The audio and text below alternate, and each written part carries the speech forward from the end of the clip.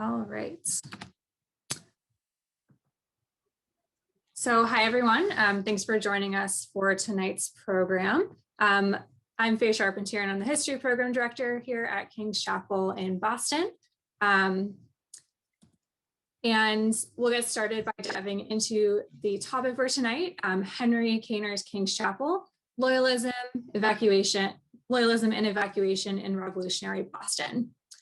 So when the Siege of Boston ended in March of 1776, and British troops withdrew from the city, many civilians with political or economic ties and allegiances to Britain fled the region for Nova Scotia too, including the church's minister, Reverend Henry Caner.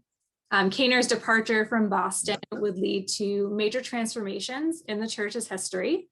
And so tonight's program, we will take a look at the life and career of King's Chapel's last Anglican minister, explore the impact of Evacuation Day and the American Revolution on the church, which led to the congregation's evolution from New England's first Anglican church to become the first Unitarian Christian church in America. Before we get too far in, for those who are new to our programs, I just want to take a moment to briefly discuss what King's Chapel is and go over our early history before we get started. So King's Chapel, pictured on your screen here, was founded in 1686 as New England's first Anglican church, serving as a colonial outpost for the Church of England. While the current building, which is on the top right, dates to 1754, the church has stood at the corners of Tremont and School Streets in downtown Boston since 1688, when its first structure was built. The church and its influence grew throughout the first half of the 1700s and spun off two daughter churches, Christ Church in Boston, also known today as the Old North Church, as well as Trinity Church, which were both historically Anglican as well. But those ended up becoming Episcopal congregations in the years following the American Revolution.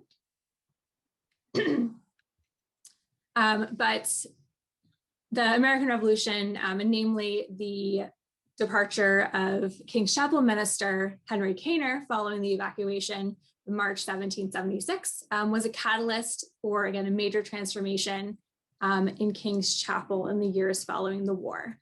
Under the leadership of a young man named James Freeman, the church again became America's first Unitarian church.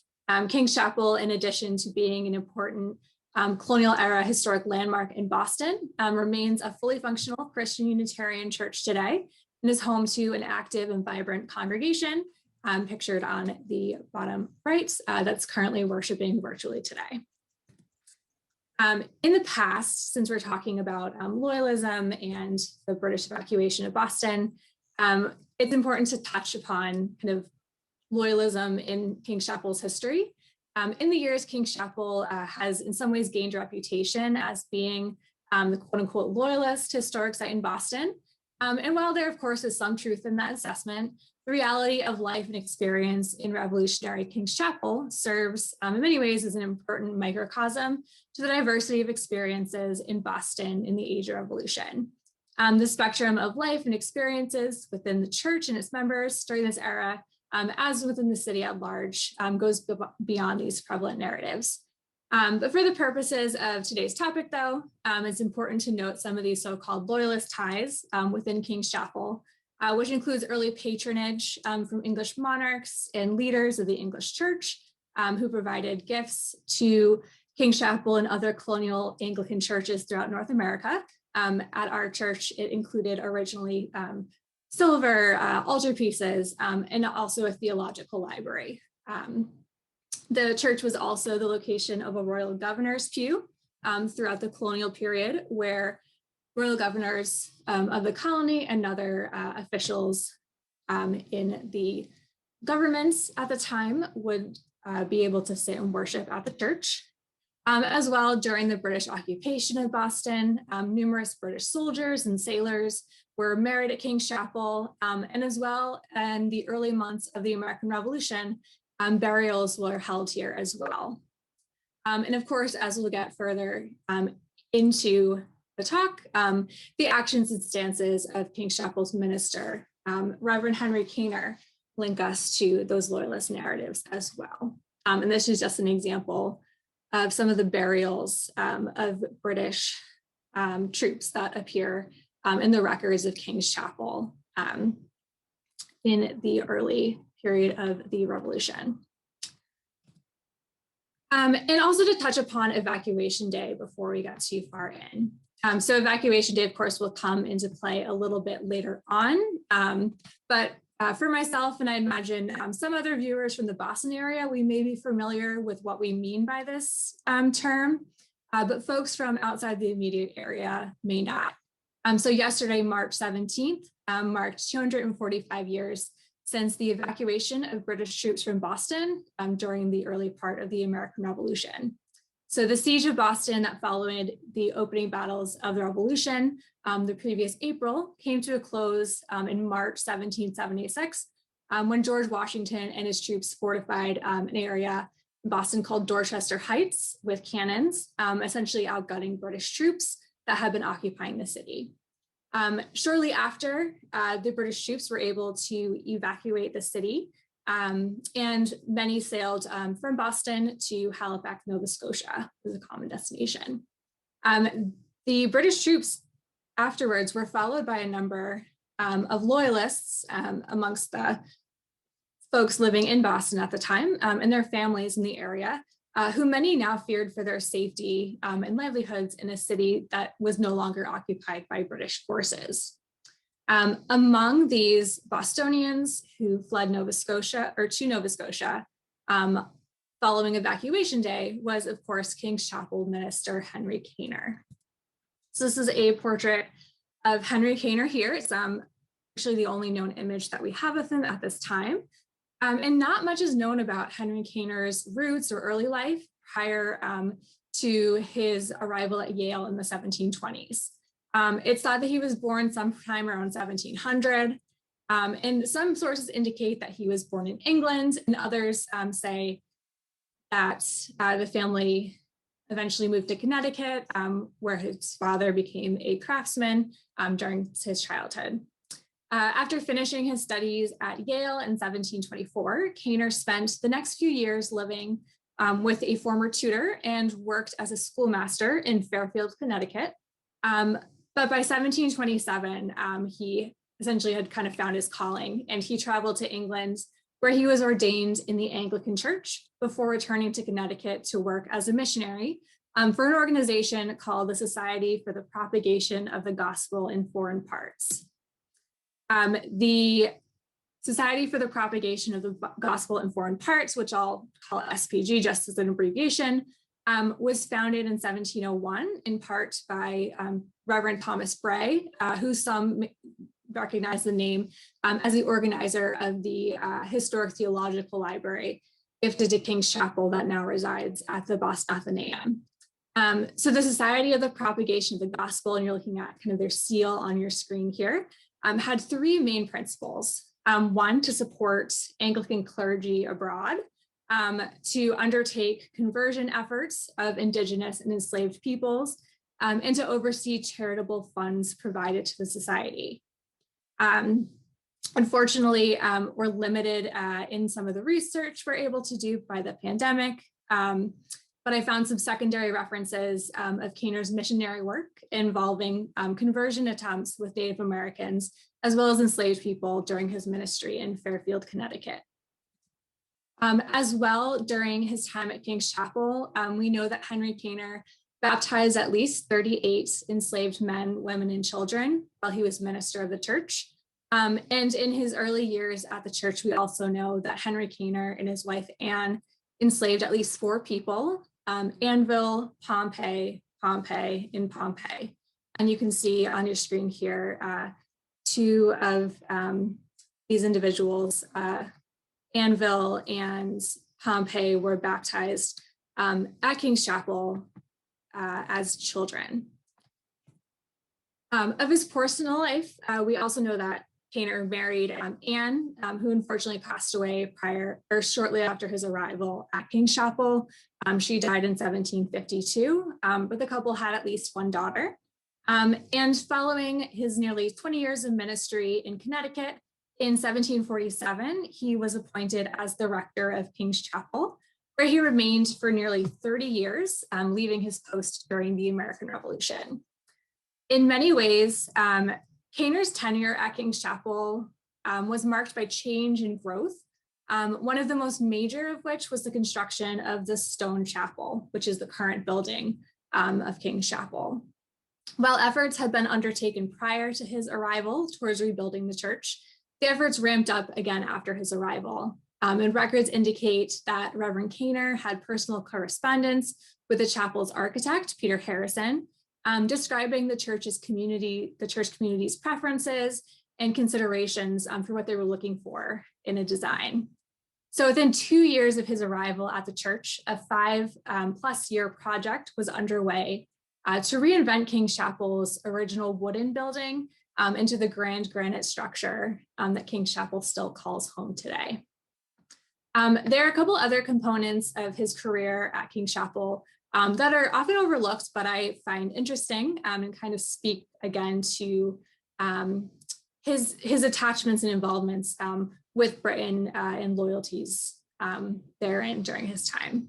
One is his close involvement in overseeing one of the daughter churches, so Old North Church, during some of its early years, as well as being the second being his involvement in what's called the Mayhew Controversy.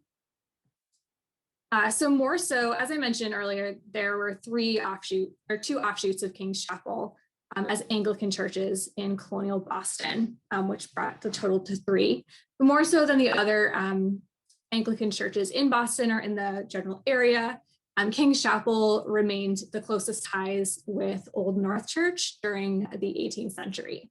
And a particularly important example of this is during the 1750s and 1760s, when Old North's minister, Reverend Timothy Cutler, fell ill and was unable to fulfill his duties to his congregation. Although it is not explicit, the records of his illness, it sounds like he may have suffered a stroke. And by the late 1750s, Cutler is described as an aged minister, long disabled by paralysis, and totally disabled for years from his sacred functions. Urgent letters from the church's leaders, such as the one you see on your screen today, discuss Cutler as incapable of fulfilling his duties. So it's a little hard to read here, but this letter includes kind of referencing the involvement of King's Chapel in running the church at that time. I'm saying our chief dependence has been on Mr. Caner and Mr. Troutbeck, who was the assistant minister, who, besides supplying the church occasionally, have now performed the whole duty of the parish for a full year. So alongside with working to supply the pulpit, so securing ministers and readers for their services, Caner and Troutbeck also regularly meet with Old North Church's vestry in search for an assistant minister to help out to the Old North. Henry Caner additionally preached the sermon at Timothy Cutler's funeral, which was later published, and this is the cover page of it here. And after the funeral, Henry Caner was gifted a mourning ring by Cutler's family, which served as kind of a symbol of their relationship and the memory of Timothy Cutler, but it also indicates that they did have a very close relationship. Into the Mayhew controversy, it's actually quite complex and could be an entire subject. So keep this in mind during my very brief summary, but essentially centered around the notion of installing an Anglican bishop in the American colonies. In part of the response to the Society for the Propagation of the Gospel in Foreign Parts, so this is the Anglican organization, New England Congregationalists had begun their own organization called the Society for Propagating the Gospel Among the Indians of North America, which aimed to convert indigenous peoples in New England to Congregationalism rather than Anglicanism, though the new society's chapter was soon revoked by the Anglican Archbishop. After Reverend Caner's colleague in Cambridge, a man named Reverend East Apthorpe, who was raised in King's Chapel, published a pamphlet in support of converting Native Americans to Anglicanism. A Congregationalist minister, Jonathan Mayhew, who you see here, objected to the revocation of the Congregational Society and argued of an Anglican conspiracy to install Anglican bishops in the colonies. Reverend Caner entered the conversation, ended up writing lengthy critiques of Mayhew's views, essentially accusing him of heresy and instigating an attack on the Anglican Church in America. And the Mayhew Controversy falls into a broader series of tensions and debates over colonial autonomy and British authority during the pre-revolution years. In many ways, this Caner's involvement in this series of debates cast public light on Henry Caner's loyalties to the crown leading up to the war, both through his role as an Anglican minister, but also through his personal political views, as he continued to vigorously defend his church through his writings. And going along with that, during the 1760s and 1770s, Reverend Caner was vocally opposed to the political upheaval in Boston during the years preceding the Revolution. Following the arrival of British troops in the city, as I mentioned earlier, King's Chapel's marriage and burial records attest to the influx of British soldiers and sailors who found a temporary spiritual home within his congregation. In these vital registers, though, we also find Henry Caner's last entry in the King's Chapel Register of Marriages, which was dated March 10th, 1776. So these are his words at that time. He writes, you can see in the beginning of the bottom half here, he describes this as, quote, an unnatural rebellion of the colonies against His Majesty's government obliged the loyal part of his subjects to evacuate their dwellings. Public worship at King's Chapel became suspended and is likely to remain so till it shall please God to change the hearts of the rebels or give success to His Majesty's arms. And just excuse me a second, I meant to say May 10th, 1776, not March. And in a letter from around the same time, written from Halifax, Nova Scotia, where Caner was able to depart to, he describes kind of the circumstances of his departure from Boston at the time of the British evacuation. It's a little long, but I think it's interesting to hear in Caner's words how he kind of experienced this event. Quote, as to the clergy of Boston, indeed, they have for 11 months past been exposed to difficulty and distress in every shape. And as to myself, having determined to maintain my post as long as possible, I continue to officiate to the small remains of my parishioners, though without support until the 10th of March, when I suddenly and unexpectedly received notice that the King's troops would immediately evacuate the town. It is not easy to paint the distress and confusion of the inhabitants on the occasion. I had but 6 or 7 hours allowed to prepare for this measure, being obliged to embark the same day for Halifax, where we arrived the 1st of April. The sudden movement prevented me from saving my books, furniture, or any part of my interest, except bedding, wearing apparel, and little provision for my small family during the passage. So here he, of course, kind of describes his experience leaving Boston and mentions explicitly not being able to, take many of his personal belongings with him. But we do know that Henry Caner, though unable to protect much of his personal belongings, was able to protect a number of valuable possessions belonging to King's Chapel, which included the original vital registers, so records of baptisms, marriages, and burials, and other church records as well, communion silver, and church linens, which the remaining congregation would later attempt to reclaim from his estate in the 1780s and 1790s. Caner's personal estate, including a home located near the site of the Boston Athenaeum today, so on Beacon Street in Boston, was confiscated by the state in 1778, and Caner was among those listed as banished from returning to Boston as well. While King's Chapel was eventually able to secure the return of the church registers and records, the communion silver was, of course, another story. On the screen here, what you're looking at is an inventory of silver and linen, which was prepared by the church's leaders or lay leaders in the 1780s as they placed claims for the return of these valuable pieces of the church's history and material culture. Caner initially left the silver behind in Halifax with a colleague there named Reverend Brenton for safekeeping when Caner and his daughter sailed for England. Ultimately, though, the silver was repossessed by the Society for the Propagation of the Gospel and distributed among parishes in Britain's remaining colonies, likely throughout Anglican churches in Canada. But what of Caner's life in England?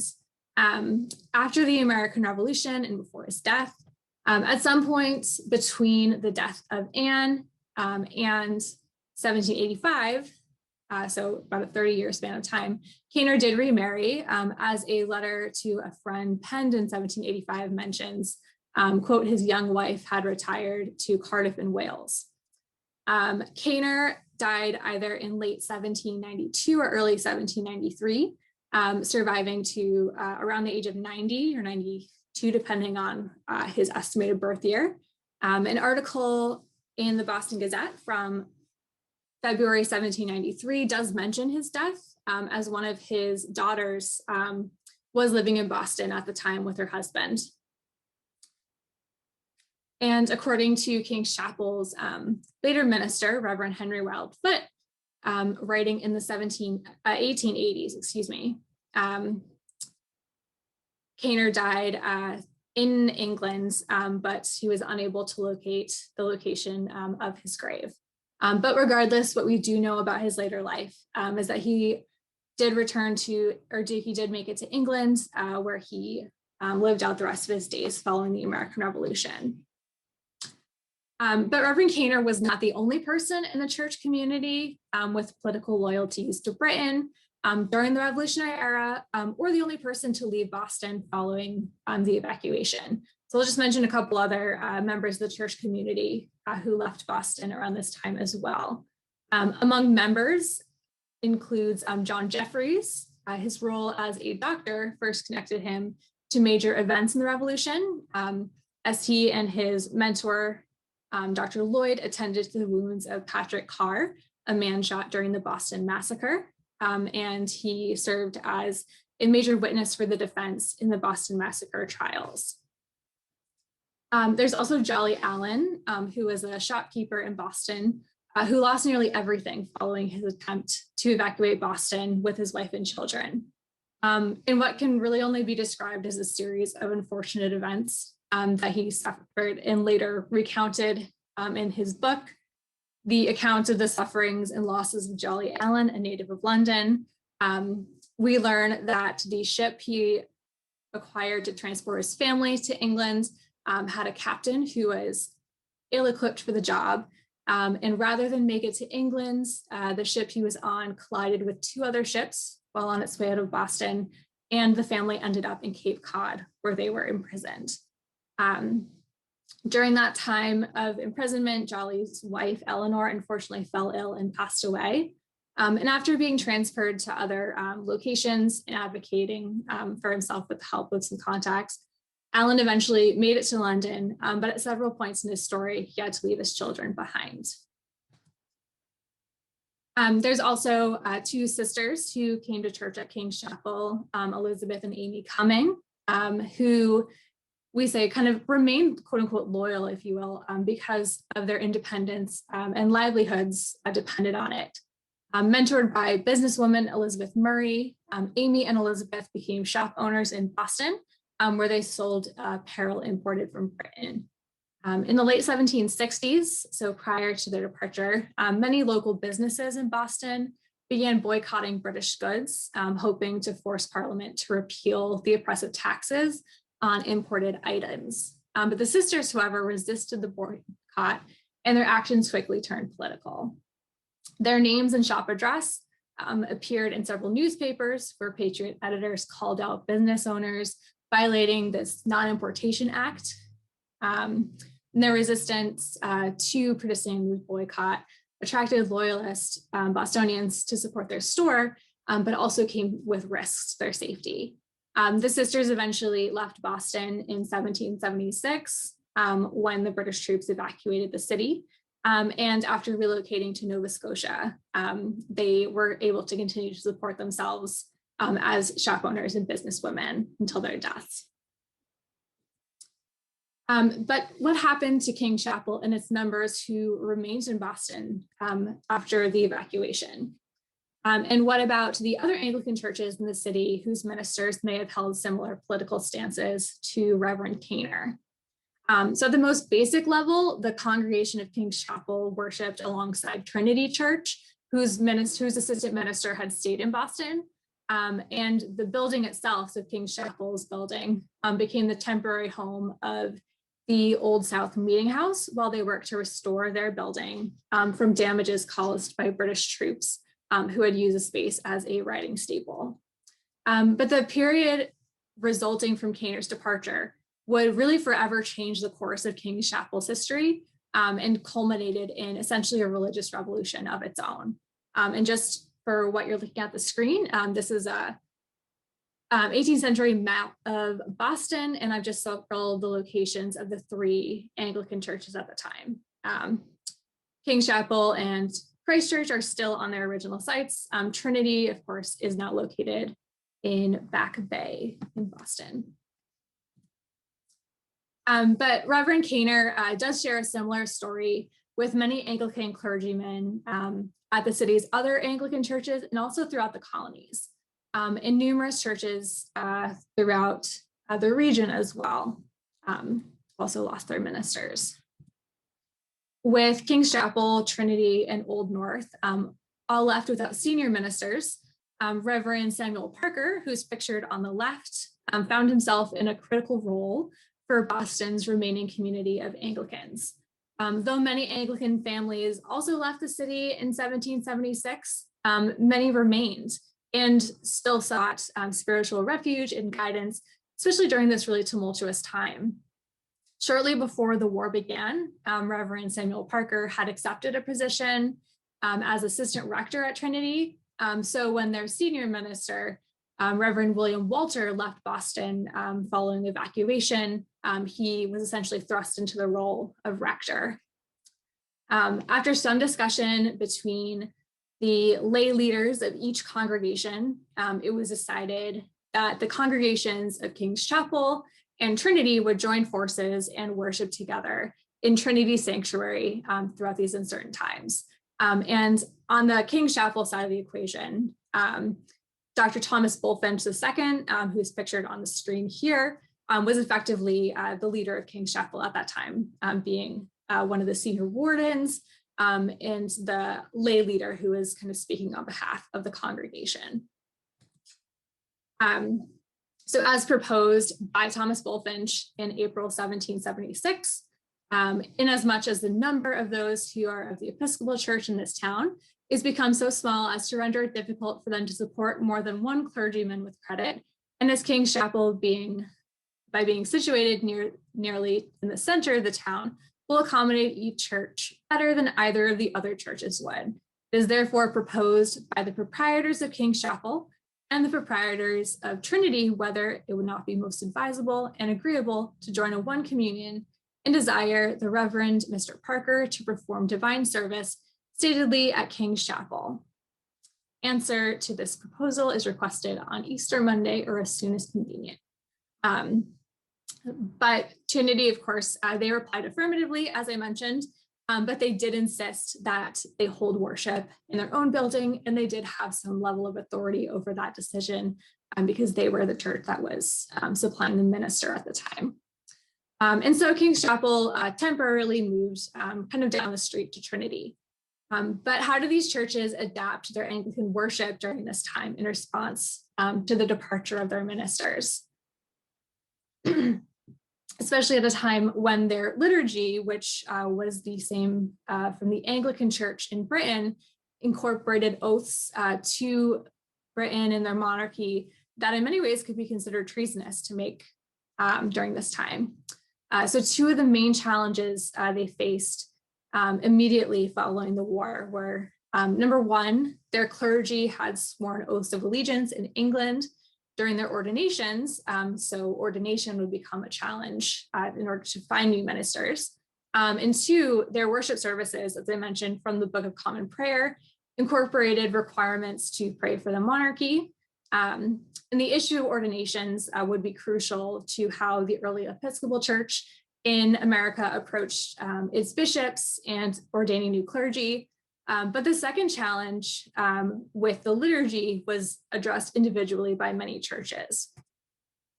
At both Old North and Trinity, which remember is also technically King's Chapel at this time, minor edits were made to the Book of Common Prayer, namely removing prayers for the king and royal family and replacing them more broadly with what became called state prayers.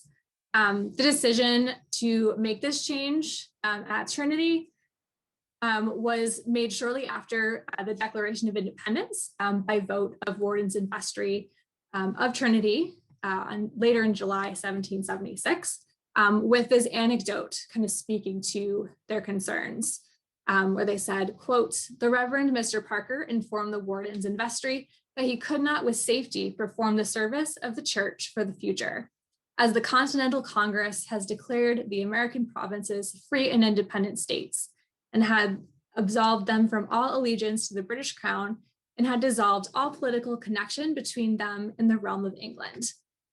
Then he was publicly interrupted the Lord's Day proceeding when reading the prayers in the liturgy of the church for the king, and had received many threats and menaces that he would be interrupted and insulted in future if prayers for the king should again be read in church, and that he was apprehensive some danger would accrue to the proprietors of the church if the service in the future carried on as had been usual.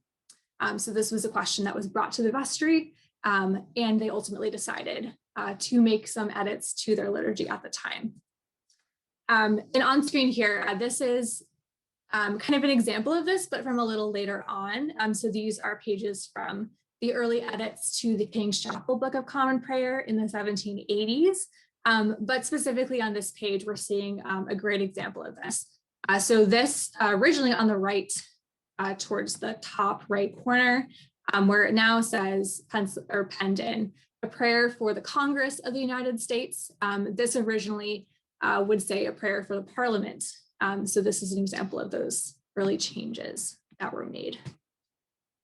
And as we see in the late 1770s at Old North and in the early 1780s at King's Chapel, the Anglican congregations in Boston worked as best as they could to return to their regular worship in their home churches. So Old North was able to actually return to their building in 1779 when they secured a minister who had been involved in the military in King's Chapel. Kind of took another route. The first step at King's Chapel towards this goal took place in the fall of 1782, when the church wardens, so Thomas Bullfinch, who I mentioned earlier, and James Ivers, hired James Freeman as a lay reader. And on October 1782, the wardens of King's Chapel addressed Trinity Church, essentially thanking them for their hospitality over the past 6 years as they moved to return to the stone chapel. So this is an excerpt from that letter here, but at the end, interestingly, there is the quote saying what they hope for their relationship between the churches in the future. Quote, "They hope to preserve a friendly intercourse in exchange with them, that they may be favored occasionally with his assistance in administering the ordinances of baptism and the Lord's Supper." And that's especially because when they hired James Freeman, he is unordained, so they still needed an ordained minister to be able to administer communion and baptisms and weddings and things like that.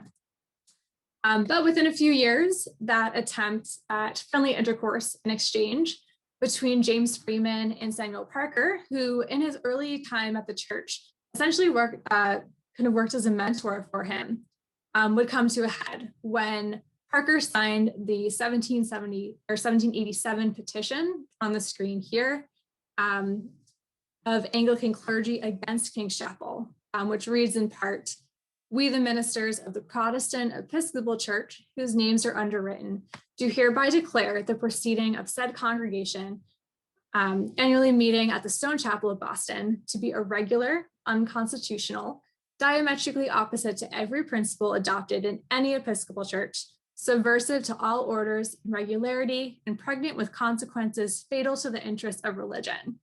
So those are pretty strong words, especially coming so shortly after this mentorship. But what was the cause of that rift? A series of liturgical changes and actions made by freemen in King's Chapel's membership that ultimately led to the church adopting their own version of the Anglican liturgy and voting to ordain James Freeman as their minister without authorization from leadership in the established church. So without the presence of Episcopal bishops or without any clergy present at all. Ultimately, these actions define King's Chapel as the first Unitarian church in America. In our next virtual program, which is being held on April 22nd at 5:30, we'll focus on the church's internal religious revolution in the 1780s. So I'd encourage those interested in learning more about this kind of teaser to mark their calendars for that. And although we've moved beyond the evacuation of Boston in 1776, we've been able to take a closer look not only at Caner's life and briefly at other evacuees within the church. We've also looked at how the events of March 1776 impacted not just King's Chapel, but Boston's Anglican churches as a whole.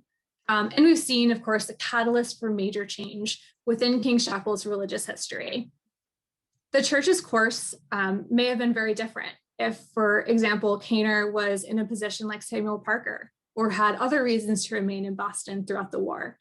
And so as we move on to the questions portion of tonight's program, I hope you've enjoyed learning a little bit more about the impact of Evacuation Day on King's Chapel and the life of Henry Caner, and that you'll join us next month for the next chapter in this saga.